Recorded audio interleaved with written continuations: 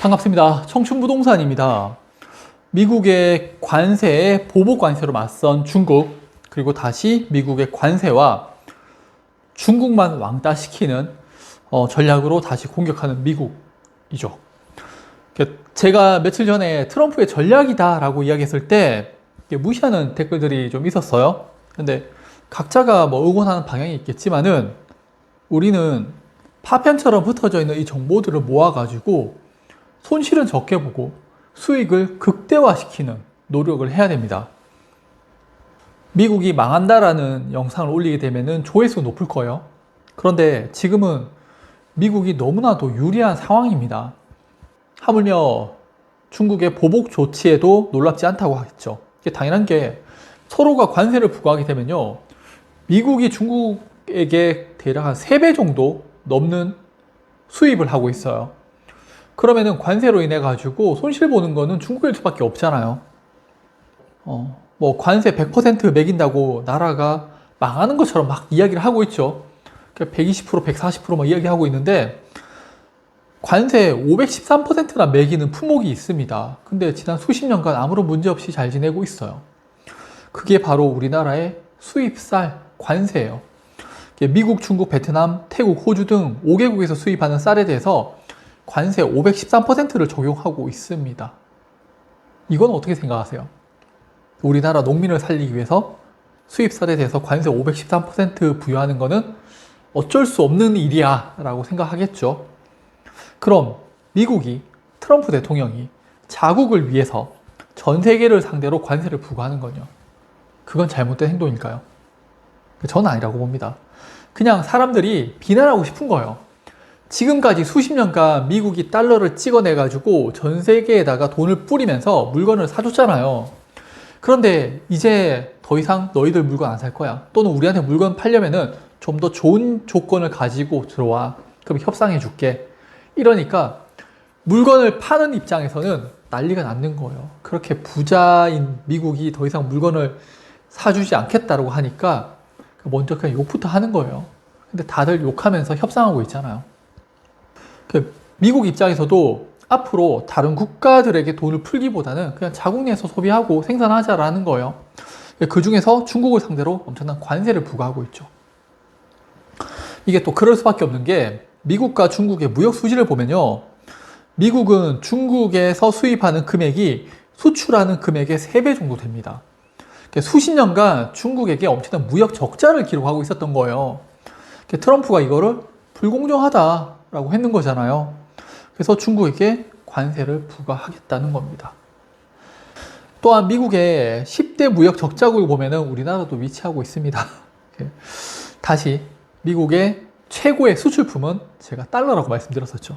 그런데 정부 부채 문제로 이제 더 이상 달러를 풀지 못하게 되고 전 세계에서도 달러에 대한 의구심이 들기 시작을 하죠. 그러니까 트럼프는 기업가답게 소비를 줄여버리는 거예요. 관세를 통해서 제품 가격을 상승시켜버리는 거고, 그런데 중국이 여기서 함께 관세를 올리면서 물가를 올려버리는, 그러니까 경제 침체를 만들어버리는 그런 전략을 사용하게 되는 거예요.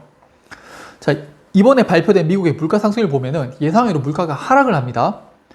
트럼프는 관세로 인해서 경기가 둔화되면은 원유 가격 등이 하락하면서 물가가 떨어질 것이라고 이야기를 했었어요. 그리고 이번까지는 맞는 것 같아요. 근데 앞으로의 물가 상승률을 보게 되면 어떻게 될지 모르겠습니다. 자, 다시 앞서 미중 간의 관세 정책은 서로의 제품 가격을 상승시켜서 서로 판매를 어렵게 하게 돼요. 미국에 수출하는 국가들 같은 경우에는 수출이 둔화되면서 경제 침체, 심각할 경우에는 제품들이 남아도는 경제 대공황이 올 수도 있습니다. 이번에 달러가 급락을 해버렸죠. 자, 지금 보신 자료는 달러 인덱스로 달러의 가치를 보여준 자료예요. 고점 대비 약 10% 달러의 가치가 하락을 합니다. 달러가 약세를 보인다는 건 미국 제품이 가격 경쟁력을 가지게 되고요. 반대로 중국도 미국 관세에 대항하기 위해서 위안화를 30% 절하하겠다라고 이야기를 했었죠. 현재 상황에서 관세로 인해서 중국은 미국의 제품을 판매하기가 더 어려워졌고요. 미국의 달러는 하락을 하면서 수출하는데 가격 경쟁력을 조금 더 가지게 되어버렸어요. 현재까지는 미국이 판정승을 거두고 있는 상황입니다. 관세는 현재 전쟁 중이고요. 앞으로 경제 전쟁으로 번질 확률이 큽니다. 그럼 무역에서 화폐 가치 하락이 유리한 상황이 되겠죠. 내용이 좀 어려울 겁니다. 제가 시간이 없어서 자세히 설명 못 드리는 점 죄송하게 생각합니다. 그리고 미국과 대립관계에 있던 이유는 바로 전략을 바꾸었죠. 미국과 대립관계에서 이제 협상하기로 하면서 90일간의 시간을 벌었는 거예요. 중국도 대화는 하고 싶지만은 시진핑 입장에서는 미국에게 계속적으로 끌려가기를 원치 않을 겁니다. 2019년에 자금성이 있었죠. 트럼프와 눈이 딱 마주치니까 바로 호주머니에 손을 뺐던 그런 치욕적인 순간을 기억할 겁니다.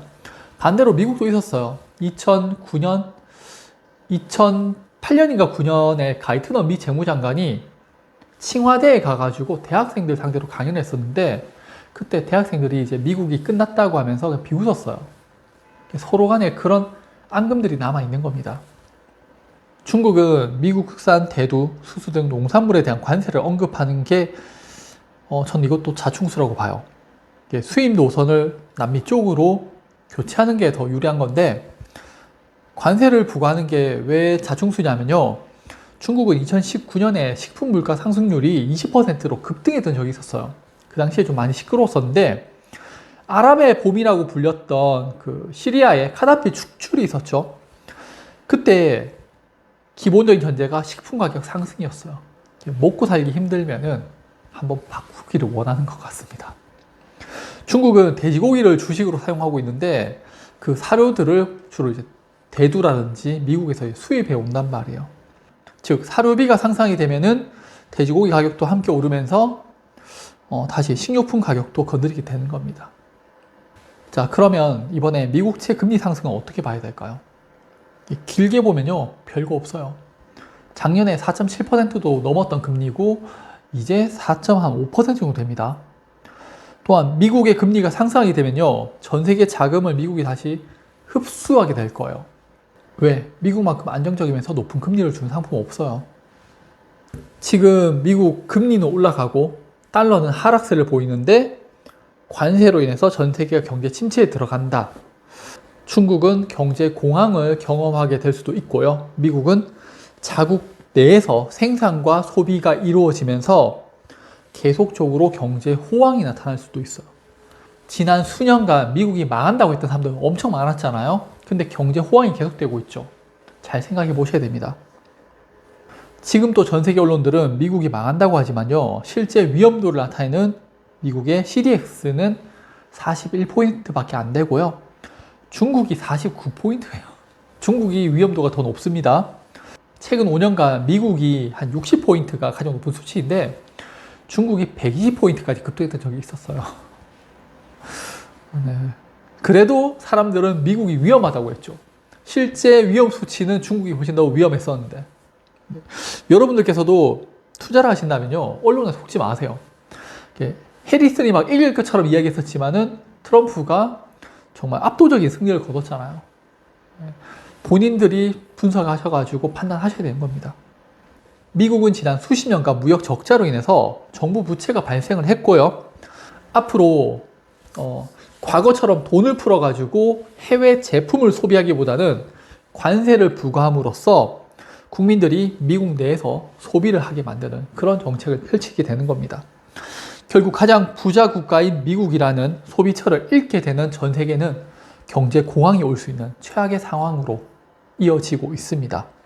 그래서 미국을 걱정하기보다는요, 우리나라, 우리 자신들을 좀 더 걱정했으면 좋겠고요. 끝까지 가게 되면은 결국 웃는 거는 미국이 될 것 같습니다. 그럼 오늘 영상도 봐주셔서 감사합니다.